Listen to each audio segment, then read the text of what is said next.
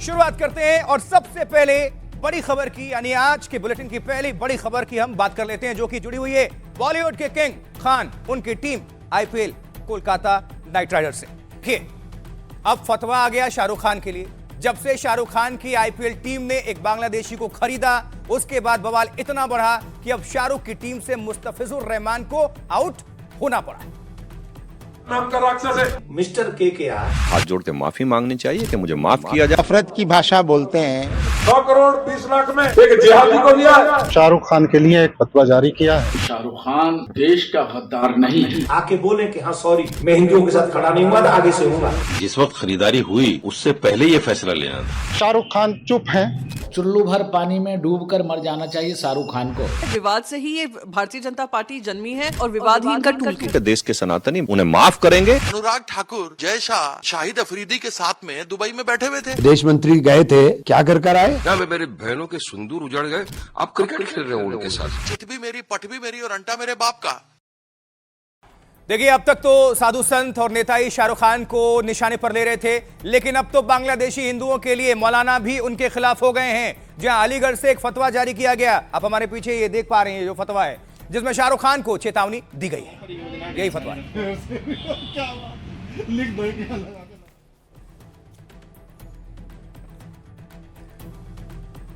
एक तरफ मौलाना ने फतवा जारी कर दिया, दूसरी ओर मंदिरों में हिंदुओं की सुरक्षा के लिए पूजा पाठ हो रही है।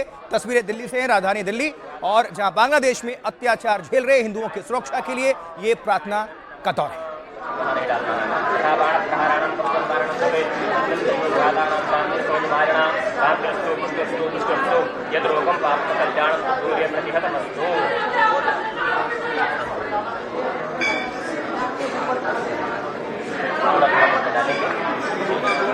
हरि ओम मां गणानान्त्वा गणपति कुंभवामहे प्रियानान्त्वा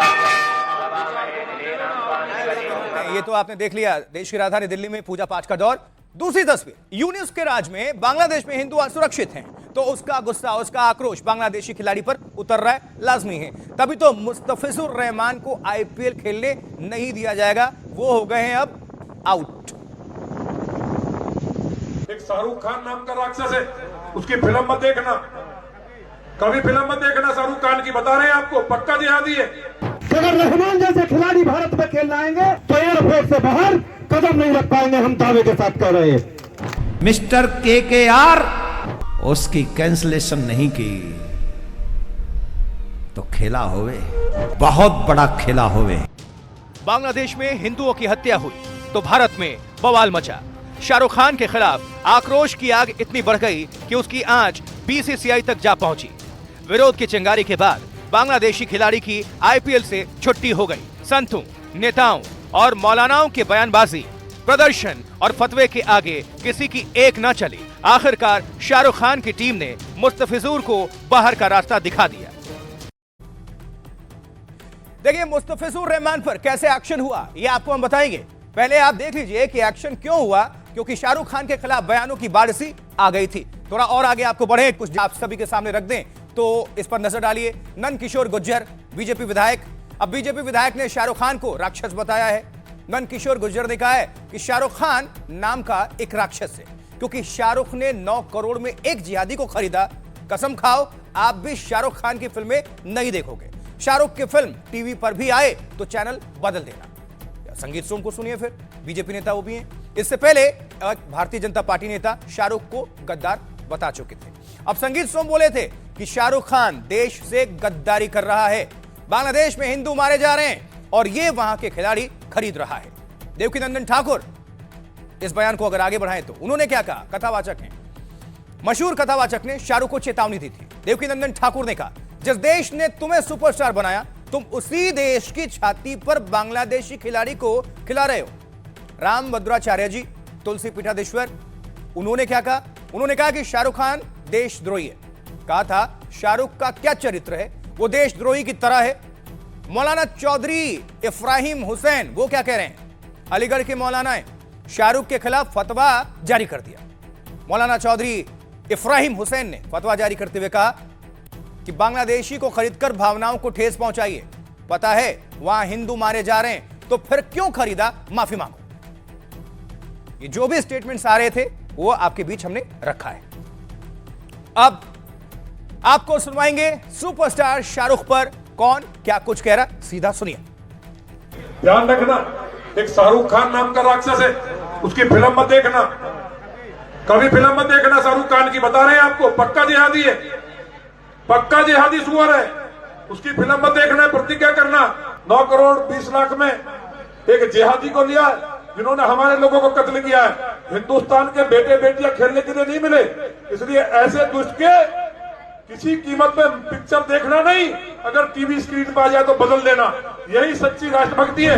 KKR कंपनी के मालिक फिल्म अभिनेता शाहरुख खान के लिए एक पत्र भेजकर फतवा जारी किया है। खास धर्म के लोगों की जज्बात को और भावनाओं को ठेस पहुंची है। मैं आभार व्यक्त करता हूं BCCI का, जिन्होंने सख्त निर्देश दिया है कि उसको बाहर किया जाए।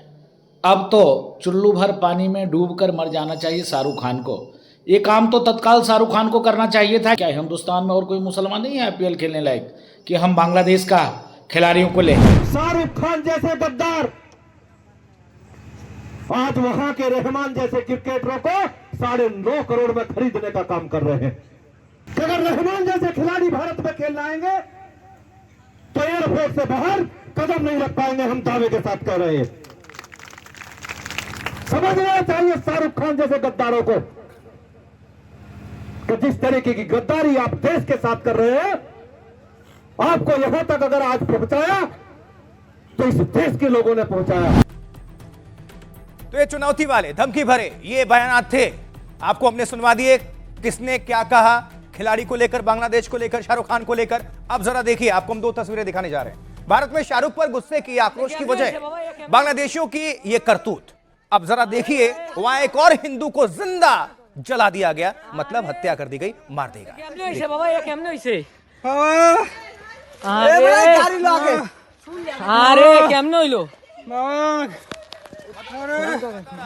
पहुंचाएगा कौन? सारे तो कट्टर थे, घेर कर पहले बहुत मारा गया, पीटा गया और इसको जिंदा आग के हवाले कर दिया गया। इस शख्स को दम तोड़ दिया इसने। फिर बचाने के लिए तालाब में कूद कर, लेकिन ये कोशिश रंग नहीं लाई, आखिर इसने दम तोड़ दिया।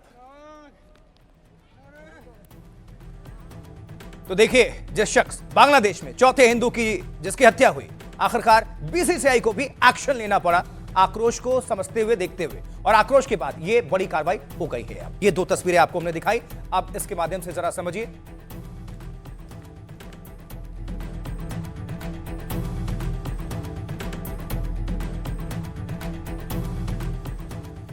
तो अब जाकर इतने आक्रोश के बाद, चौथे हिंदू को मारने के बाद जब आक्रोशित हुई जनता, यहां पर थोड़ा उस पर प्रेशर हुआ तो BCCI ने एक्शन लिया। बांग्लादेशी क्रिकेटर मुस्तफिजुर रहमान, जिनका नाम है, KKR से अब उनकी छुट्टी हो गई है, टीम से उनको आउट कर दिया गया। बांग्लादेशी खिलाड़ी पर यह बड़ा फैसला BCCI ने ले लिया है। क्रिकेट कंट्रोल बोर्ड ने मुस्तफिजुर को हटाने को कह दिया है। शाहरुख की टीम ने BCCI से कहा है मुस्तफिजुर को हटाओ।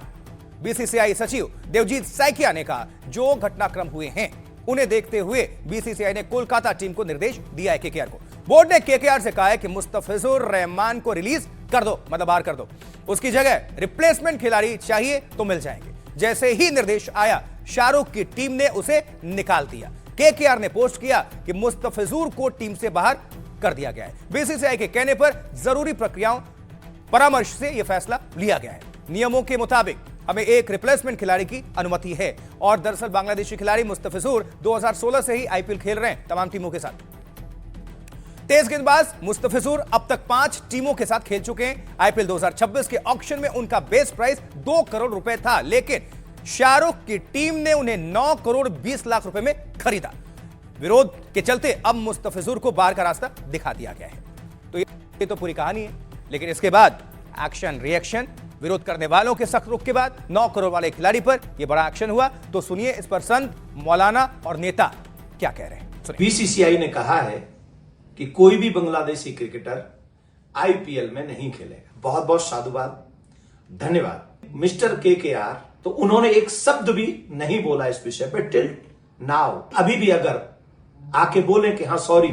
सैकड़ों करोड़ सनातनियों की भावनाओं को समझते हुए जो फैसला लिया गया है, वो सराहनीय फैसला है। देश के लोगों से सार्वजनिक प्लेटफॉर्म पर आकर माफी मांगनी चाहिए, हाथ जोड़ के माफी मांगनी चाहिए कि मुझे माफ किया जाए, मैंने देश की जन भावनाओं को नहीं समझा, उसके लिए मुझे माफ किया जाए। मैं फिर कह रहा हूं कि देश के सनातनी भारत के लोग उन्हें माफ करेंगे। आज बीसीसीआई ने उस क्रिकेटर को परमिशन दी तभी तो उसका ऑक्शन हुआ। तो ये शर्मनाक जो काम हो रहा है ना कि हिंदू मुसलमान का बंटवारा करते हैं। जैसे मैंने शुरू में भी कहा, बीएमसी चुनाव जैसे ही घोषित हुए पोस्टरबाजी की थी।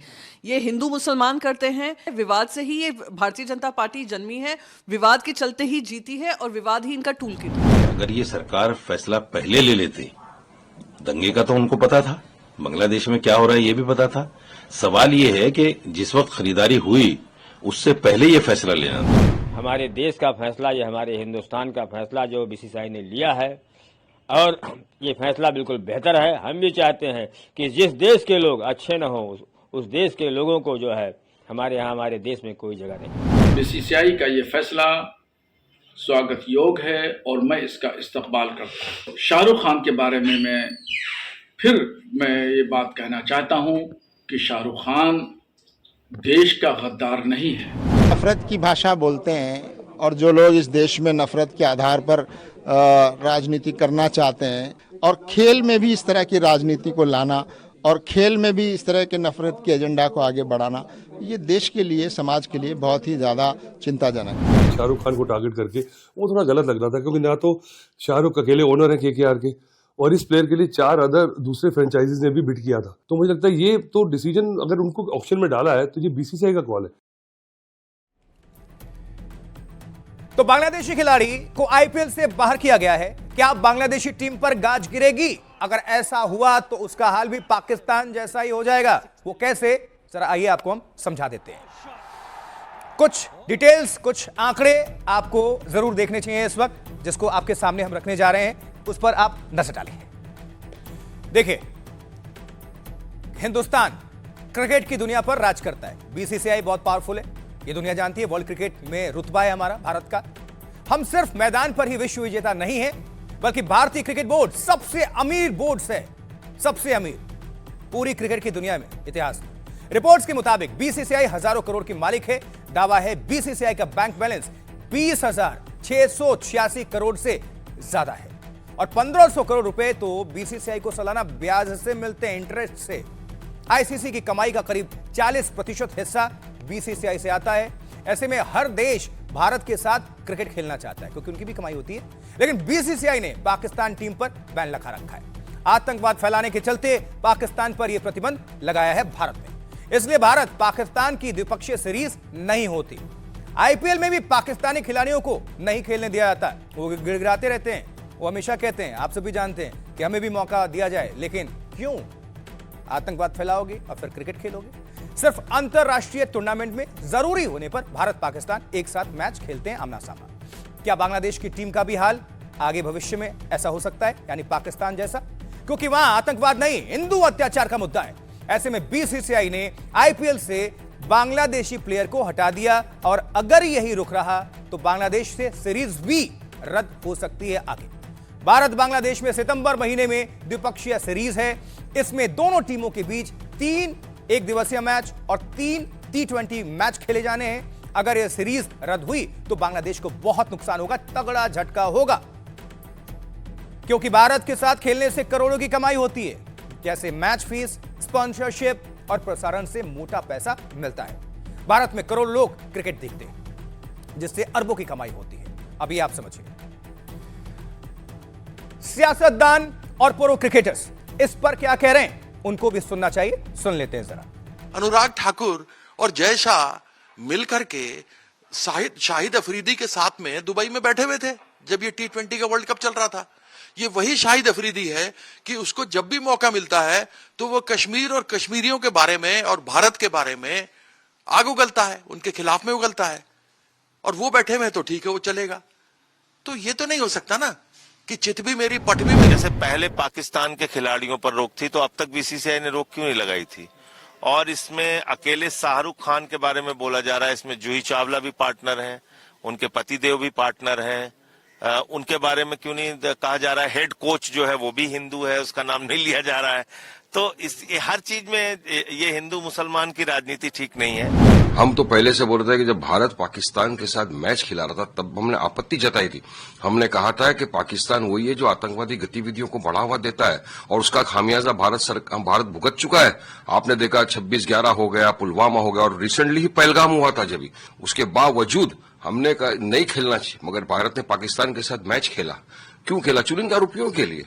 वारिस पठान तो थूकता है ऐसे रुपयों के ऊपर जहां पे मेरे देश की मान, मर्यादा, इज्जत की बात आ जाए। जहां पे मेरे बहनों के सिंदूर उजड़ गए, आप क्रिकेट खेल रहे हो उनके साथ में। विदेश मंत्री गए थे 2 दिन पहले, क्या कर आए? लगातार वहां हिंदुओं को मारा जा रहा है, धर्म के आधार के ऊपर चिन्हित कर करके उनके साथ उत्पीड़न हो रहा है। उसके ऊपर गवर्नमेंट ऑफ इंडिया क्या एक्शन ले रही है?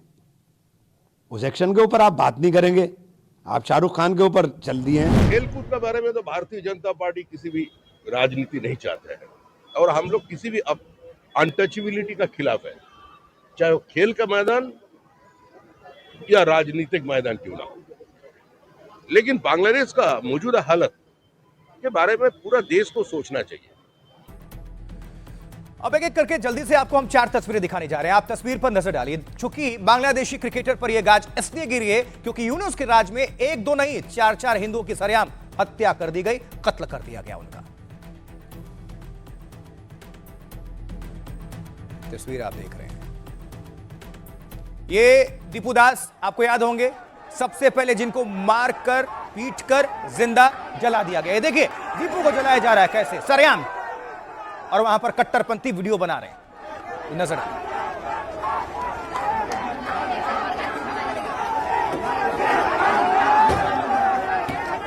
ये बांग्लादेशी के जिहादी हैं, ये कट्टरपंथी, ये किसी को जलाया जा रहा है, ये लोग जला रहे हैं और वहां पर नाराए तकबीर भी लग रहा था। आप समझिए इनकी मानसिकता।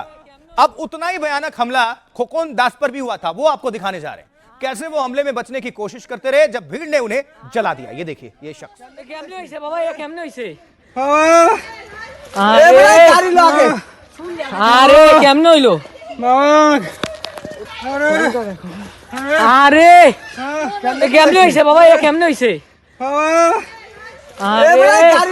है इसको पहले बहुत मारा गया, अधमरा किया गया और इससे भी मन नहीं भरा तो इसको जिंदा आग के हवाले कर दिया गया। ये शख्स बचने की कोशिश में तालाब में कूदता है लेकिन कुछ भी नहीं हुआ, इसकी हत्या कर दी गई।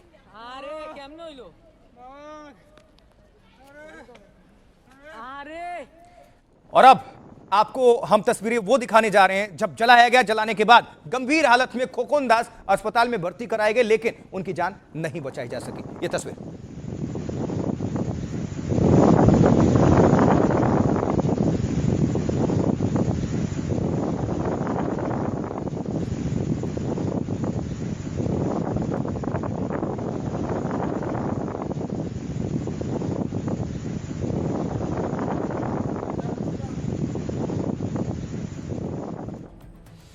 और बांग्लादेश में कैसे एक और हिंदू की मौत हुई या हत्या की गई, जरा समझिए। मौत से लड़ते लड़ते बांग्लादेश में एक और हिंदू ने दम तोड़ दिया। अस्पताल में इलाज के दौरान हिंदू दुकानदार खोकन की मौत हुई। 31 दिसंबर को उन्हें कट्टरपंथियों ने, जिहादियों ने पेट्रोल डालकर जिंदा आग के हवाले कर दिया। हिंदू खोकन दास ढाका से 150 किलोमीटर दूर शरीयतपुर में दुकान चलाते थे। इसी छोटी सी दुकान के जरिए उनके घर परिवार का खर्चा चलता था। परिवार का कहना है किसी से दुश्मनी नहीं थी लेकिन उन पर हमला हुआ चूंकि वो सब हिंदू थे। कुछ दिन पहले जब रात को वो दुकान बंद करके अपने घर लौट रहे थे तभी कुछ लोगों ने ऑटो रोककर धारदार हथियारों से हमला कर दिया। खोकन गंभीर तौर पर घायल हो गए लेकिन हमलावर फिर भी नहीं रुके। उनका उन्माद शांत नहीं हुआ था क्योंकि उनके दिमाग में क्या चल रहा था, जिहादी हिंदुओं को टारगेट करना है। उसके बाद हमलावरों ने उन पर पेट्रोल डालकर आग के हवाले कर दिया। तभी खोकन दास ने तालाब में कूदकर अपनी जिंदगी बचाने की कोशिश की लेकिन वो काफी झुलस चुके थे। शरीर का 30% से ज्यादा हिस्सा जल चुका था। आग लगने से उनके चेहरे और शरीर में गंभीर घाव हो गए थे। हालात इतने खराब थे कि उन्हें ढाका के अस्पताल रेफर करना पड़ा। अब ढाका के अस्पताल में ही इलाज के दरमियान उन्होंने दम तोड़ दिया। खोकन दास के परिवार ने एनडीटीवी को बताया कि उन्होंने आज सुबह दम तोड़ दिया लेकिन सुनिए उनके साथ वारदात कैसे हुई। हमारी संवेदनाएं, हम बहुत वेरी वेरी सॉरी कि आपके हस्बैंड के साथ ये हुआ। बहुत दुख है कि आपके पति के साथ इस तरह की घटना हुई। वो एक मेडिकल शॉप चलाते हैं। दुकान बंद कर घर की ओर जा रहे थे। एक गली में 3 लोगों ने हमला किया। पहले छुरी से हमला किया, फिर आग लगा दी। सिर और पेट पर हमले की। हम हिंदू हैं, अच्छे से रहना चाहते हैं, किसी के साथ कोई झगड़ा नहीं है।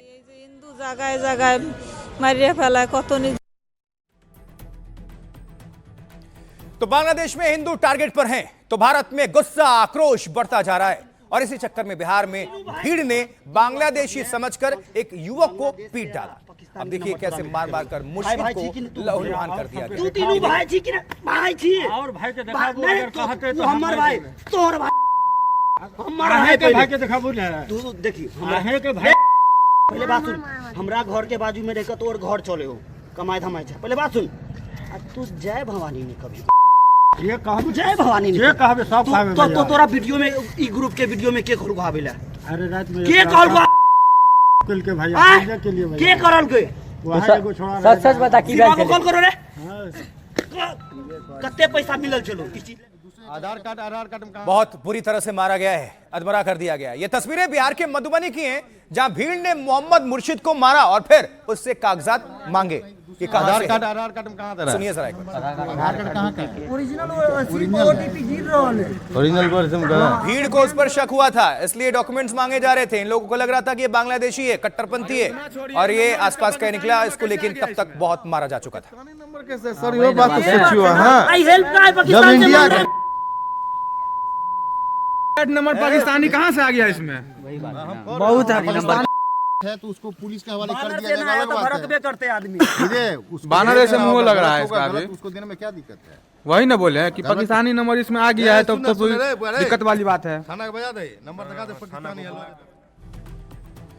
देखिए बिहार के मधुबनी में जिसकी पिटाई हुई वो सुपौल के रहने वाले थे। कैसे इनकी पिटाई हुई और क्या क्या कड़ियां जुड़ी, क्या कुछ एक्शन हुआ, आपको बताने जा रहे हैं। देखिए जिस शख्स की हम बात कर रहे हैं उनकी पिटाई हुई, वो सुपौल के रहने वाले, इनका नाम मोहम्मद मुर्शिद है। वो मजदूरी का काम करते हैं। उनसे मारपीट तब हुई जब वो 30 दिसंबर मजदूरी के लिए निकले थे। मुर्शिद एक दुकान पर थे, तभी अचानक 40 से 50 लोग टूट पड़े।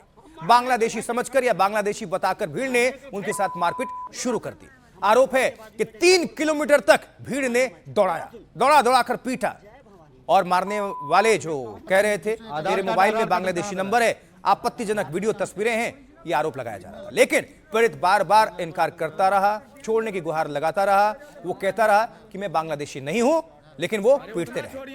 आरोप है कि बलि चढ़ाने की बात भी कही गई थी। फिर बेहोशी की हालत में सुनसान जगह छोड़कर इस शख्स को वो लोग चले गए। हमलावरों ने मारपीट का वीडियो भी बनाकर वायरल कर दिया। पुलिस तक यह मामला पहुंचा तो आरोपियों के खिलाफ केस दर्ज हुआ। मारपीट करने वाले 2 आरोपियों की पहचान हो चुकी है। बिहार पुलिस बाकी आरोपियों की तलाश में लगी हुई है।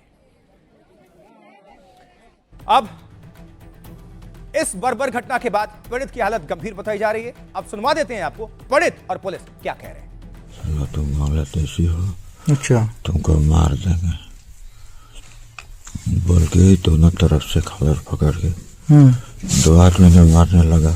अच्छा पीछे से एक आदमी मारने लगा।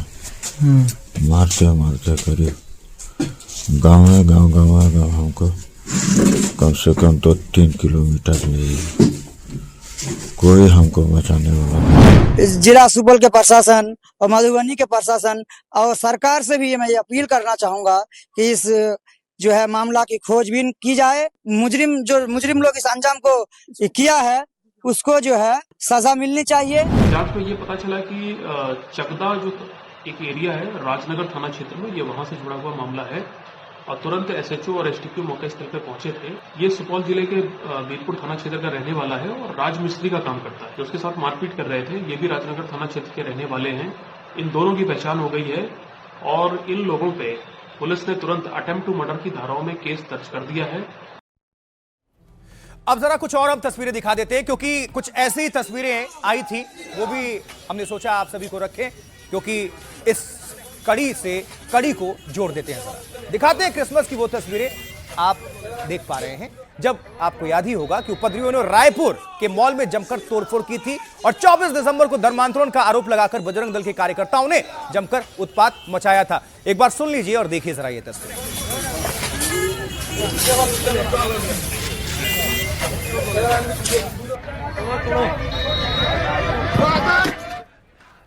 और जब इस तोड़फोड़ को लेकर गिरफ्तारी हुई तो बजरंग दल के कार्यकर्ताओं ने थाने के बाहर हनुमान चालीसा का पाठ शुरू कर दिया था, पाठ पढ़ना, ताकि उनके साथियों की रिहाई हो सके।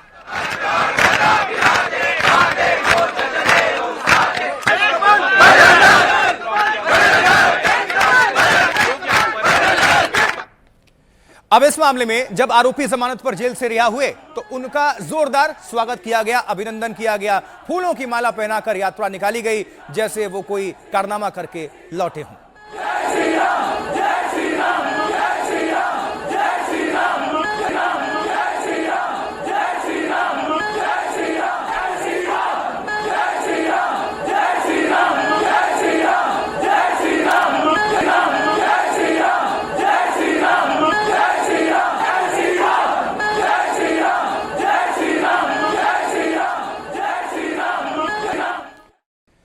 चलिए, ये तो बात हो गई भारत की। अब आपको लिए चलते हैं विदेश। विदेश में क्या हो रहा है? माहौल बहुत गर्म है क्योंकि वेनेजुएला के राष्ट्रपति को डोनाल्ड ट्रंप ने उठवा लिया।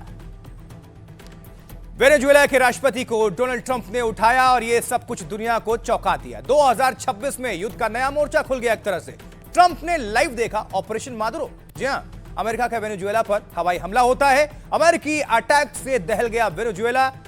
और ये आपको जब पूरी तस्वीरें हम दिखाई रहे हैं, कहानी पूरी आगे भी बताएंगे क्योंकि नया साल, लेकिन डोनाल्ड ट्रंप की एंट्री कैसे होती है? ऐसे नए साल पर डोनाल्ड ट्रंप ने जंग का एक और मोर्चा खोल दिया। वेनेजुएला पर ट्रंप ने हमले के ऑर्डर जारी कर दिए। और अब जल्दी से आपको ये भी दिखा रहे हैं, जो देख रहे हैं एआई वीडियो। सिर्फ हमला ही नहीं हुआ, एक राष्ट्रपति को अमेरिकी सैनिकों ने ही उठा लिया। कह लीजिए इंटरनेशनल किडनैपिंग। वेनेजुएला के राष्ट्रपति और उनकी पत्नी को अमेरिकी सैनिकों ने अपने कब्जे में ले लिया। तस्वीर भी देख रहे हैं, एआई वीडियो। हालांकि वेनेजुएला के राष्ट्रपति को उठाया गया। ट्रंप के पोस्ट से यह पुष्टि होती है। डोनाल्ड ट्रंप ने खुद इसका ऐलान किया और उसके बाद से दुनिया में हलचल। सोशल मीडिया पोस्ट में वेनेजुएला के राष्ट्रपति निकोलस मादुरो और पत्नी के पकड़े जाने की उन्होंने पुष्टि कर दी। वेनेजुएला में देखिए हवाई हमला हुआ, अमेरिका का एयर स्ट्राइक होता है। थोड़ा आपको हम सुनवाएंगे भी। ट्रंप के आदेश के बाद वेनेजुएला में अमेरिका ने हवाई अटैक कर दिया। राजधानी सहित 4 शहरों पर जोरदार बमबारी कर दी गई।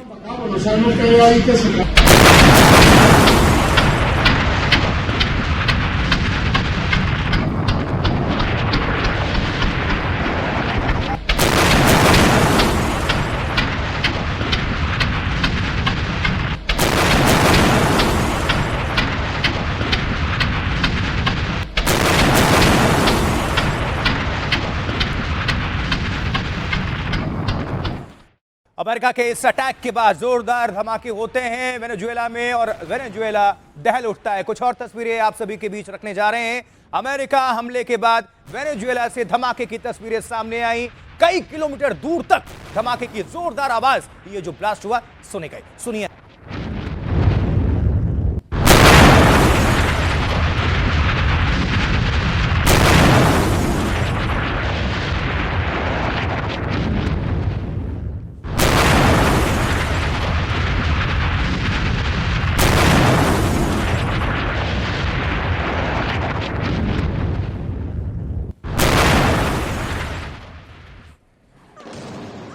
एक और तस्वीर आपको हम दिखाने जा रहे हैं। राजधानी काराकास, वेनेजुएला की राजधानी है काराकास। तो काराकास सहित 4 शहरों में 60 ठिकानों पर अमेरिका ने हवाई हमला बोल दिया। ये तस्वीर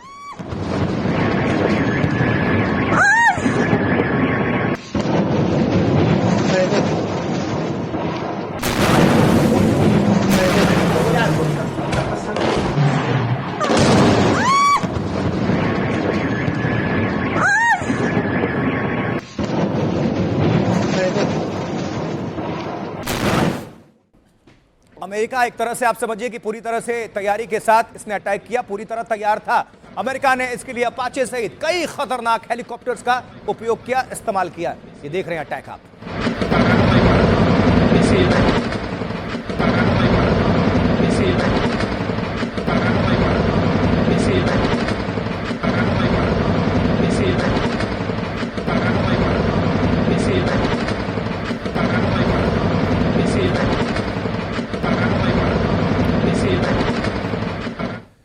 देखिए, अमेरिकी हमलों के बाद वेनेजुएला में कई जगहों पर आग लग गई, बिजली गुल हो गई। रात 2 बजे हमले से वेनेजुएला में अफरा तफरी का माहौल हो गया।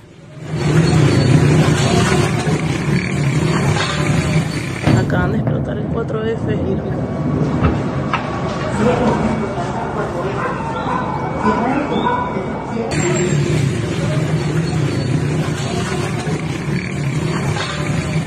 Acaban de explotar el 4F. हमले से धुआं हो गया वेनेजुएला।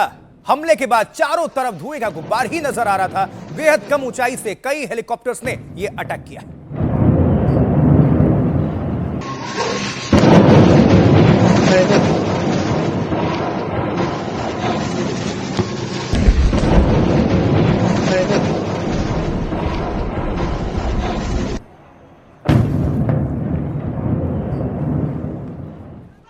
और इन हमलों के बाद वेनेजुएला में अफरा तफरी का माहौल बन गया। लोग जान बचाने के लिए सुरक्षित ठिकानों की तरफ भागते दिखे।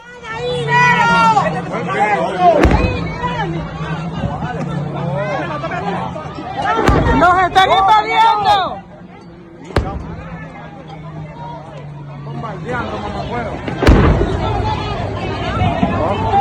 Están bombardeando la base, mamá. ¡Jesús, vámonos!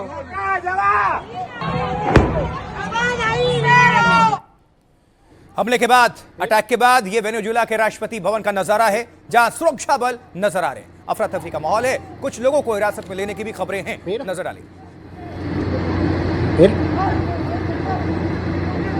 Ay, papi, también chorreado. Los van a... Mierda, qué desastre.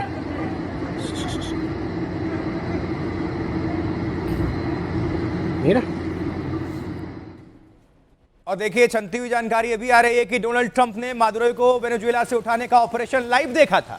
कैसे अमेरिकी सैनिक मादुरो को पत्नी समेत वेनेजुएला से अपने कब्जे में लेकर अमेरिका रवाना हुए। डोनाल्ड ट्रंप ने इस ऑपरेशन को शानदार बताया। हालांकि जो अभी आप वीडियो देख रहे हैं एआई जनरेटेड वीडियो है।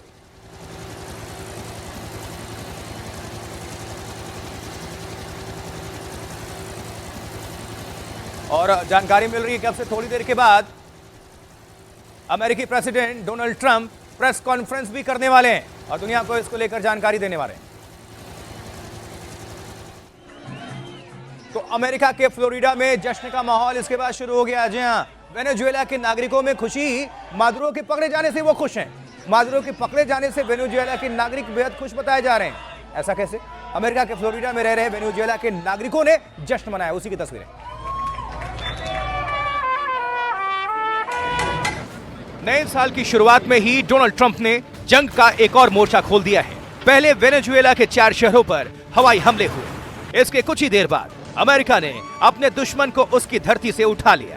बगदादी और सद्दाम हुसैन स्टाइल में ट्रंप ने वेनेजुएला के राष्ट्रपति को उठाया। पिछले कई दिनों से दोनों देशों में तनाव चल रहा था। मादुरो के तख्ता पलट की भी खबरें आ रही थी। अमेरिकी सेना ने बेहद खुफिया तरीके से मिशन मादुरो को अंजाम दिया। रूस, चीन सहित कई देश अमेरिकी एक्शन से नाराज हैं। सवाल यह है कि क्या 2026 में एक और जंग की शुरुआत हो गई है? तो वेनेजुएला के राष्ट्रपति को कैसे उठा ले गए डोनाल्ड ट्रंप? आइए जरा देखते हैं और आपको कुछ इसको लेकर अपडेट कर देते हैं। अब देखिए, वेनेजुएला के खिलाफ राष्ट्रपति डोनाल्ड ट्रंप का बहुत बड़ा यह एक्शन। वेनेजुएला पर हमले के बाद राष्ट्रपति मादुरो को पकड़ लिया अमेरिकी सैनिकों ने, फौज ने। अमेरिकी सैनिक राष्ट्रपति निकोलस मादुरो को उठा ले गए। किडनैपिंग। राष्ट्रपति के साथ उनकी पत्नी को भी पकड़ा गया। दोनों को उठाकर वेनेजुएला से बाहर लेकर जाया गया। और अमेरिका के जो प्रेसिडेंट हैं राष्ट्रपति ट्रंप, उन्होंने खुद दोनों को उठा ले जाने की पुष्टि की दुनिया के सामने। ट्रंप ने वेनेजुएला पर अमेरिकी हमलों की पुष्टि की, साथ ही बताया कि दोनों को अमेरिका ने पकड़ लिया है। अमेरिका ने निकोलस मादुरो को आतंकी घोषित कर रखा है और मादुरो पर $50 मिलियन का इनाम घोषित किया गया था अमेरिका की तरफ से। और हाल ही में डोनाल्ड ट्रंप ने मादुरो को नतीजे भुगतने की धमकी भी दी थी। अमेरिका ने वेनेजुएला में सैनिक तैनात कर रखे थे अपने। कभी भी हमले की आशंका पहले से जताई जा रही थी। और कल देर रात पहले अमेरिका ने वेनेजुएला पर अटैक किया। इसके बाद राष्ट्रपति और उनकी पत्नी को उठा ले गए। मादुरो को अमेरिकी सेना की टॉप स्पेशल मिशन यूनिट ने पकड़ा। इसका नाम क्या है? Delta force. डेल्टा फोर्स ने पूरी प्लानिंग के साथ मादुरो को उठा लिया। 2019 में अल बगदादी को मारने के मिशन में डेल्टा फोर्स ही शामिल थी। डोनाल्ड ट्रंप ने मादुरो के पकड़ने के ऑपरेशन को शानदार बताया है। कहते हैं टीम ने बहुत अच्छी प्लानिंग और बहादुरी के साथ अंजाम दिया। मादुरो को तख्ता पलट की आशंका कुछ दिन पहले से जताई जा रही थी और अमेरिका ने इस इलाके में अपने जहाज, विमान, सैनिक तैनात कर रखे थे, जिससे दोनों देशों के बीच टकराव की आशंका बढ़ गई थी। और डोनाल्ड ट्रंप की इस कार्रवाई के बाद युद्ध का एक और नया मोर्चा इसी के साथ खुल चुका है अंतर्राष्ट्रीय जगत में। वेनेजुएला आर्मी बेस पर जो हमला हुआ, अमेरिका के सामने वेनेजुएला की सेना कहीं नहीं टिकती और अमेरिका ने हमले में वेनेजुएला के सैन्य ठिकानों को निशाना बनाया। ये सब कुछ आपको हमने बता दिया, लेकिन इसके पहले यूएस प्रेसिडेंट डोनाल्ड ट्रंप ने क्या कहा था, जरा उनको सुनवा देते हैं। वेनेजुएला ने अमेरिका के तेल हितों को नुकसान पहुंचाया। वहां अमेरिकी कंपनियों के पास बड़े पैमाने पर तेल संसाधन थे, लेकिन वेनेजुएला सरकार ने उन्हें वहां से बाहर कर दिया। अमेरिका अपनी उन आर्थिक और कारोबारी हिस्सेदारियों को दोबारा हासिल करना चाहता है। अमेरिकी सरकार जानती है, हमने उन्हें यह बताया है कि अगर वे ड्रग पदार्थों की तस्करी से निपटने के लिए किसी समझौते पर गंभीरता से चर्चा करना चाहते हैं तो हम तैयार हैं। अगर उन्हें तेल चाहिए तो वेनेजुएला अमेरिकी निवेश के लिए तैयार है, जब भी वे चाहे, जहां भी वे चाहें और जैसे भी वे चाहें। वेनेजुएला आर्मी बेस पर जो अटैक हुआ, अमेरिका के सामने वेनेजुएला की सेना कहीं नहीं टिकती। बिल्कुल जाहिर सी बात है, अमेरिका का दबदबा है और अमेरिका ने हमले में वेनेजुएला के सैन्य ठिकानों को भी निशाना बनाया। कुछ आपको हम तस्वीर दिखा रहे, इसी से जुड़ी हुई देखिए। आर्मी बेस पर अटैक की तस्वीरें हैं जो आप देख रहे हैं।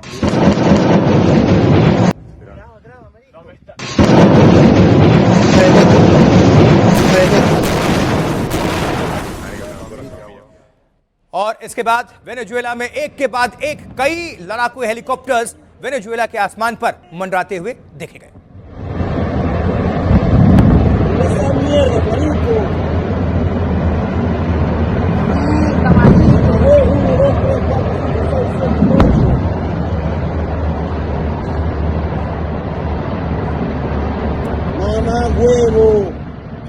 देख सकते हैं आप कितने हेलीकॉप्टर्स हैं आसमान में जो मंडरा रहे हैं। 1 2 3 4 आगे भी हैं, ये 5, ये देखिए 6 7 8 और 9 हेलीकॉप्टर्स उस वक्त जो कैमरे में कैद हुए।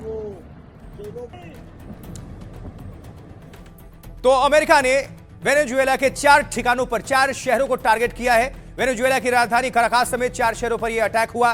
कराकास के अलावा मिरांडा, अरागुआ और ला ग्वारा में अटैक किया अमेरिकी फौज ने। धमाकों की आवाज कई किलोमीटर दूर तक सुनी गई। वेनेजुएला में सैन्य ठिकानों पर 7 हवाई हमले किए गए। हमले में वेनेजुएला के मिलिट्री ठिकानों को तबाह कर दिया गया। इसके बाद वेनेजुएला में इमरजेंसी लागू कर दी गई।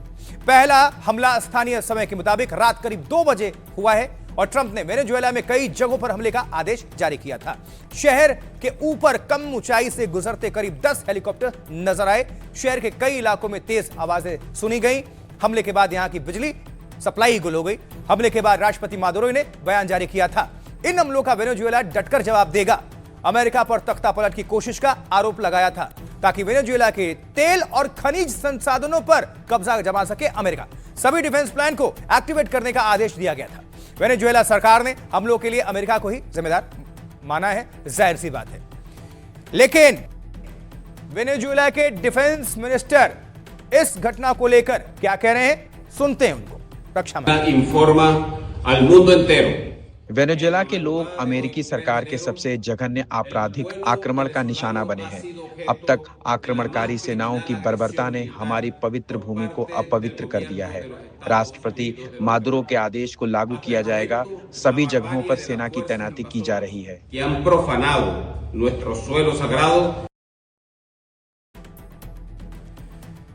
तो अमेरिकी हमलों के बाद दुनिया 2 हिस्सों में बंट चुकी है इस वक्त। रूस, चीन ने हमले को लेकर अमेरिका की निंदा की है कड़ी, और देखते हैं कैसे दुनिया 2 हिस्सों में बंट गई है। जरा ये आपको हम समझाएंगे, क्योंकि ये जानना जरूरी है। हमला है, अमेरिका कुछ भी करता है, रूस, चीन तो अगेंस्ट रहते हैं, लेकिन अमेरिका को समर्थन भी मिलता है। कैसे, कौन क्या कह रहा है, समझाते हैं, दिखाते हैं। अब सबसे पहले रूस की बात कर लेते हैं। पुतिन की तस्वीर, चूंकि पुतिन हमेशा से अमेरिका के अगेंस्ट रहते हैं, रूस खड़ा है डटकर, अमेरिका की कड़ी निंदा हो गई। रूस ने अमेरिकी हमले की यह निंदा की और वेनेजुएला की संप्रभुता का उल्लंघन इसे करार दिया है। रूस ने कहा है कि वेनेजुएला को हमारा समर्थन पूरा है। अमेरिकी विदेश मंत्री रूबियो का रूस चीन पर निशाना। इसके बीच रूस चीन मादुरो को नहीं बचा पाए, यह कहना है। मादुरो पर अमेरिका में मुकदमा चलेगा, यह कहा गया है, जानकारी आई है। आपराधिक आरोपों के तहत केस चलाने के लिए हिरासत में लिया गया। अब ईरान का क्या स्टैंड है, खामनेई क्या कह रहे हैं? वेनेजुएला पर अमेरिकी सैन्य हमला यूएन चार्टर के मूलभूत सिद्धांतों और अंतरराष्ट्रीय कानून के बुनियादी नियमों का स्पष्ट उल्लंघन है। यानी कि वो वेनेजुएला के साथ खड़े ईरान, अमेरिका के अगेंस्ट, जाहिर सी बात है। अब राष्ट्रपति मादुरो की गिरफ्तारी के बाद रक्षा मंत्री का बयान सामने आया कि अमेरिका हमें वश में नहीं कर पाएगा। मादुरो के आदेशों के अनुसार सैन्य बलों की तैनाती होगी। कोलंबिया का क्या स्टैंड है? कोलंबिया ने तुरंत स्टैंड लिया। पड़ोसी देश कोलंबिया ने पूरी दुनिया को अलर्ट किया। इस समय काराकास पर बमबारी हो रही है। कोलंबिया के राष्ट्रपति ने यूनाइटेड नेशन से जांच की मांग की है। स्पेन का क्या रुख है? स्पेन ने दोनों देशों में मध्यस्थता का ऑफर किया है। दोनों पक्षों से तुरंत हमले रोकने की अपील की गई। और इटली क्या कहता है? वेनेजुएला में हमले पर इटली की नजर है। अपने नागरिकों से वेनेजुएला की यात्रा ना करने की सलाह दी गई। और क्यूबा का क्या रुख है? क्यूबा ने अमेरिकी हमलों की निंदा की है। अमेरिका का यह हमला डराने धमकाने जैसा है। यानी दुनिया इस वक्त दो धड़ों में बटी हुई नजर आ रही है इस अमेरिकी अटैक के बाद। ब्रिटिश प्रधानमंत्री से भी हमले को लेकर सवाल पूछा गया। रिपोर्टर ने पूछा कि क्या उनकी ट्रंप से कोई बात हुई है इसको लेकर। अब सुनिए जरा स्टारमर ने क्या कहा है, ब्रिटिश पीएम। नहीं, हमले को लेकर ट्रंप से कोई बात नहीं हुई है। अभी चीजें तेजी से बदल रही हैं। हम अभी सच्चाई का पता लगा रहे हैं। ब्रिटेन इस हमले में शामिल नहीं है। हम वेनेजुएला में ब्रिटेन के नागरिकों की सुरक्षा पर ध्यान दे रहे हैं। हम ट्रंप और अपने साथी देशों से बात करेंगे।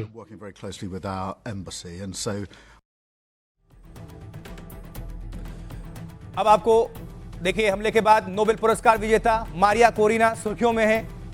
क्या मारिया वेनेजुएला की अगली राष्ट्रपति बनने वाली है? यह भी सवाल है। तस्वीरें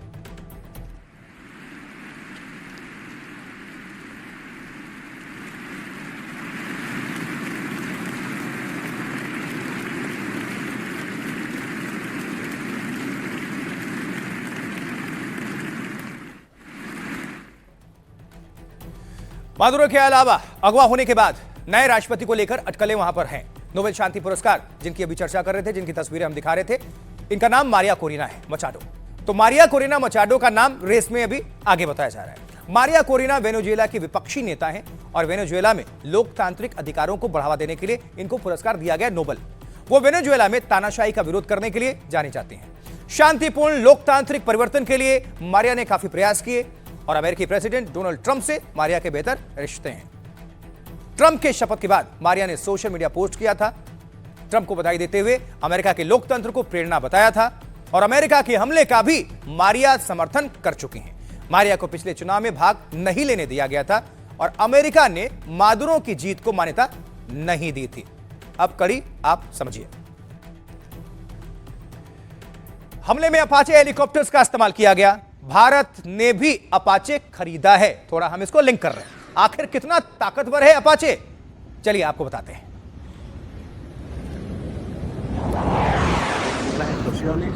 Se escuchan helicópteros, son las 1:50.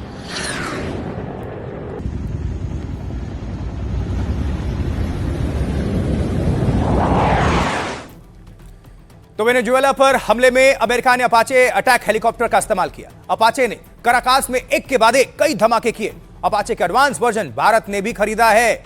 दुनिया का सबसे advanced multi role combat helicopter है अपाचे, जो कि हर मौसम और इलाके में उड़ने में या काम करने में उस्ताद है, सक्षम है। हाई इंटरसिटी ऑपरेशंस के लिए डिजाइन किया गया अपाचे को। इसमें क्रू मेंबर्स को आजादी से उड़ने की सुविधा मिलती है और साथ ही घातक हथियार चलाने की भी सुविधा मिलती है।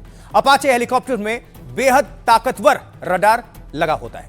यह रडार सभी मौसम में टारगेट का पता लगाने में सक्षम है।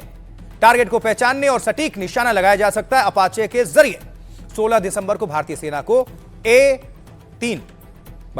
16 दिसंबर को 3 AH-64E अपाचे मिले हैं और इसके नीचे एक M230 चेन गन लगी होती है जो प्रति मिनट 600 से 650 राउंड फायर कर सकती है। 1 मिनट के भीतर। 280 किलोमीटर घंटे की रफ्तार से यह उड़ सकता है। यह अपाचे की विशेषता, यह खासियत है। अब जरा कुछ और तस्वीरें और कुछ और जानकारी आप सभी तक हम पहुंचाएं, क्योंकि जो ये घमासान चल रहा है उसके पीछे वजह क्या है?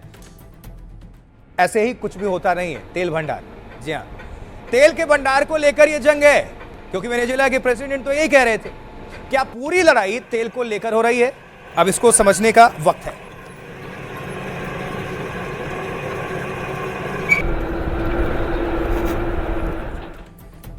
तो अमेरिका वेनेजुएला में तेल को लेकर यह जंग। वेनेजुएला के पास तेल का विशाल भंडार है दुनिया में। दुनिया के तेल का करीब 20% हिस्सा वेनेजुएला के पास मौजूद है।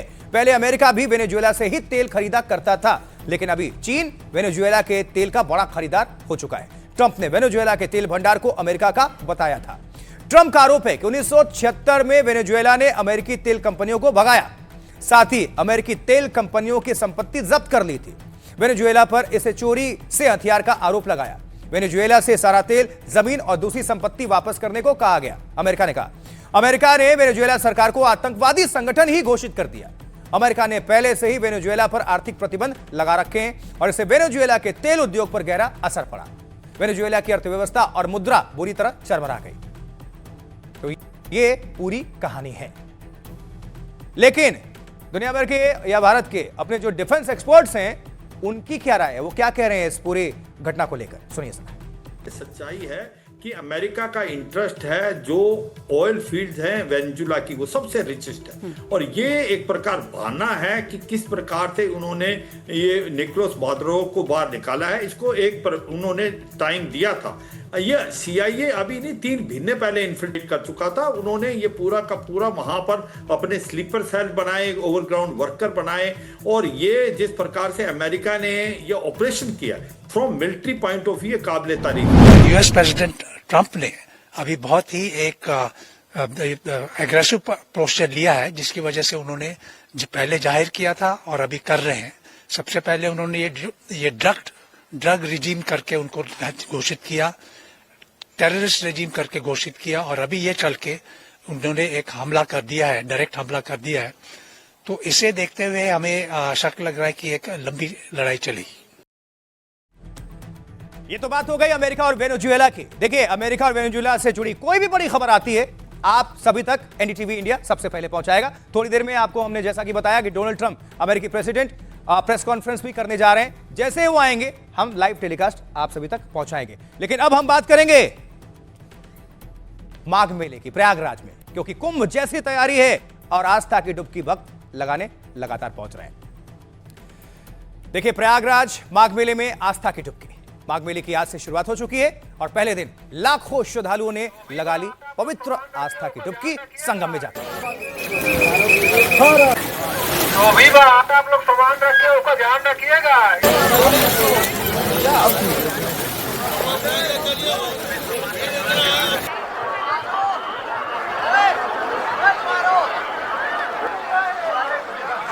तो घर बैठे आपने प्रयागराज में क्या चल रहा है, कैसे श्रद्धालु पहुंच रहे हैं, भक्त आस्था की डुबकी लगा रहे हैं, आपको हम दिखा रहे हैं। और अब उत्तर प्रदेश के मुख्यमंत्री योगी आदित्यनाथ ने तैयारियों का जायजा लिया। खुद सीएम योगी ने पुलिस अधिकारियों को माघ मेले को लेकर तैयार रहने को कहा।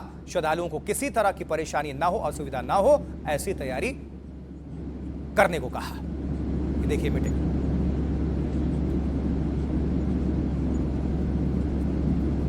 और अब चूंकि लाखों श्रद्धालु आएंगे, सब कुछ चुस्त दुरुस्त रहे, कोई भी असुविधा ना हो, तो सुरक्षा व्यवस्था पर पैनी नजर है सरकार की। माघ मेले में कड़ी सुरक्षा है और माघ मेले को लेकर कड़े सुरक्षा इंतजाम किए गए हैं।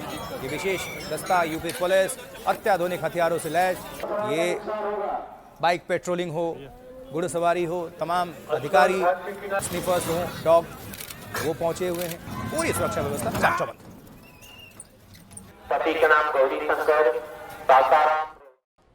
और बाकायदा इसके लिए मॉनिटरिंग करने के लिए एक क्वार्टर तैयार किया गया है। सीसीटीवी के जरिए निगरानी हो रही है। माघ मेले में सीसीटीवी से ये निगरानी रख रहे हैं अधिकारी। देखिए,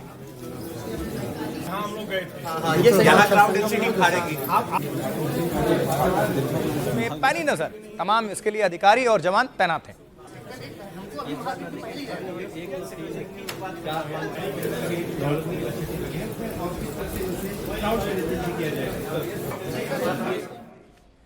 आज एक और चर्चित जो तस्वीर है वो सुर्खियों में है। क्यों? देखिए, मुलायम की तस्वीर के साथ डुबकी लगा ली सपा के कार्यकर्ता ने। समाजवादी पार्टी का कार्यकर्ता, उनका अंदाज, और समाजवादी पार्टी कार्यकर्ताओं ने मुलायम की तस्वीर के साथ ही डुबकी लगा ली और नारेबाजी भी की। सुनिए और देखिए।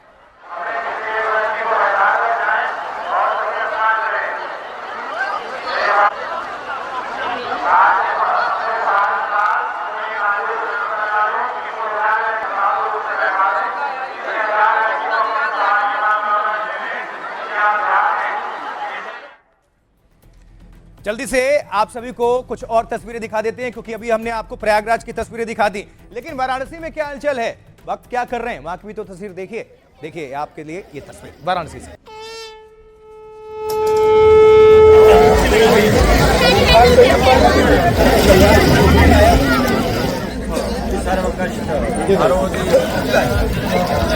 काशी की अब हरिद्वार, वहां पर क्या हलचल है, कैसे भक्त लगा रहे हैं पवित्र डुबकी गंगा मैया में उतरकर, ये देखिए।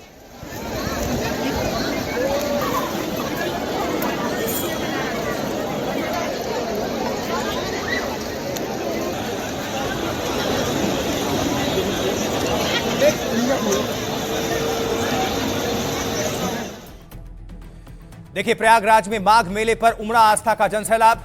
पहले दिन 22 लाख से ज्यादा श्रद्धालुओं ने लगाई डुबकी।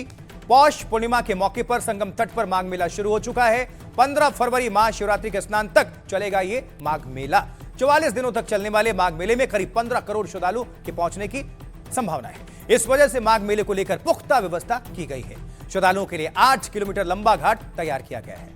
पुलिस और प्रशासन के अधिकारी खुद ग्राउंड जीरो पर मौजूद हैं। सीएम योगी ने अधिकारियों को ग्राउंड जीरो पर ही रहने को कहा है। योगी ने अधिकारियों के साथ कानून व्यवस्था पर समीक्षा बैठक की।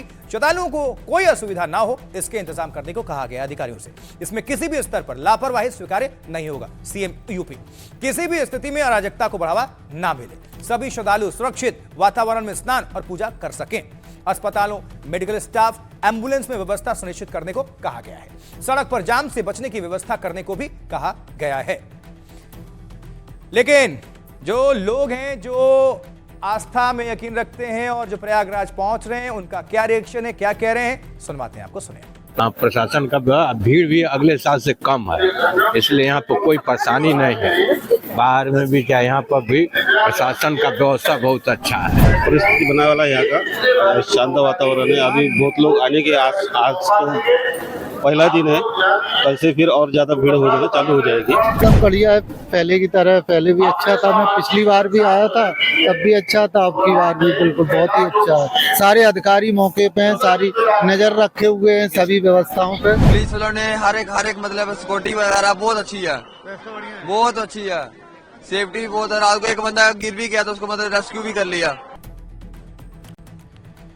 ये बात हो गई ईरान की। ईरान की स्थिति क्या है, वहां क्या चल रहा है, प्रदर्शनकारी क्या कर रहे हैं, ये बता दिया। वापस वतन लिए आते हैं भारत में महाराष्ट्र चुनाव की खबर। देखिए, महाराष्ट्र निकाय चुनाव की अब हम बात करेंगे। बीएमसी समेत 29 नगर निगमों के लिए 15 जनवरी को वोटिंग होनी है, लेकिन उससे पहले ही महायुति को बढ़त मिली है। कैसे? ये मुंबई में। अब आपको बता दें कि महाराष्ट्र में कौन किस पर भारी है।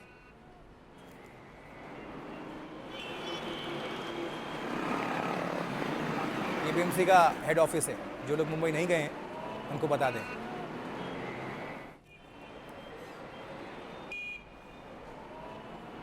अब थोड़ा आपको हम अपडेट कर दें कि महाराष्ट्र में कौन किस पर इस वक्त भारी है।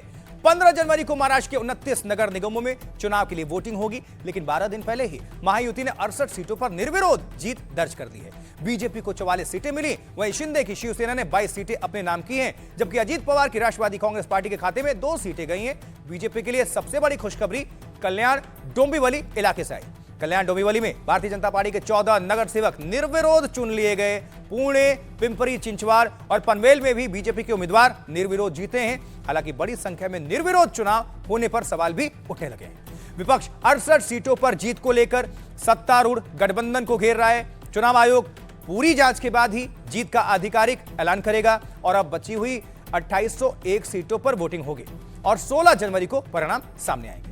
और बीएमसी की 227 सीटों के लिए भी 15 जनवरी को वोट डाले जाएंगे। सरकार में साथ होने के बावजूद बीजेपी और एनसीपी अलग अलग लड़ रही हैं। निकाय चुनाव में अजित पवार की पार्टी शरद पवार गुट के साथ मैदान में हैं, चाचा और भतीजा एक साथ।